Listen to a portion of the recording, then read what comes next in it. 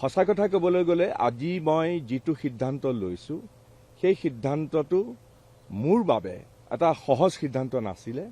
বহুত মানসিক অন্তৰ্দ্বন্দ্ব আৰু বহুত বেদনাসিক্ত দিন কিছুমান পাৰ হৈ পেলাই মই অৱশেষত এই সিদ্ধান্তটো লৈছোঁ। মই যদি আজি বিজেপি দলৰ প্ৰতি বা আমাৰ অসমৰ মাননীয় মুখ্যমন্ত্ৰীগৰাকীৰ তেওঁৰ কাম কাজৰ ধৰণ এইবিলাকত আকৃষ্ট হৈ আহিছোঁ, মই অসমৰ স্বাৰ্থৰ কথা ভাবিয়েই মই আগবাঢ়ি আহিছোঁ। মই আজি যদি সমাজত কিবা প্ৰতিষ্ঠা পাইছোঁ তেতিয়াহ'লে কংগ্ৰেছ দলৰ জৰিয়তেই মই প্ৰতিষ্ঠা পাইছোঁ। অতি প্ৰণালীগতভাৱে মই এনেকুৱা এটা পৰিৱেশৰ সন্মুখীন হৈছিলোঁ যেন মই শ্বাসৰুদ্ধ হৈ গৈছিলোঁ। কিন্তু এই আজি যিটো মই বিজেপি দলত যোগদান কৰিছোঁ তাৰ মূল কাৰণ যদি আপোনালোকে বিচাৰে, মাননীয় মুখ্যমন্ত্ৰী শ্ৰী হিমন্ত বিশ্ব শৰ্মাৰ লগত আমি সুদীৰ্ঘকাল সতীৰ্থ হিচাপে আমি সময় অতিবাহিত কৰিছিলোঁ। তেওঁ কংগ্ৰেছ দলত আছিলে আমাৰ চৰকাৰ হোৱাৰ আগৰে পৰা।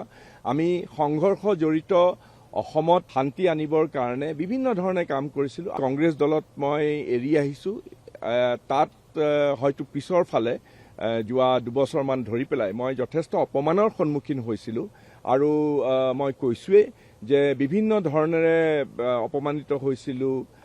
মই যেন নিজকে একাষৰীয়া বোধ কৰিছিলোঁ।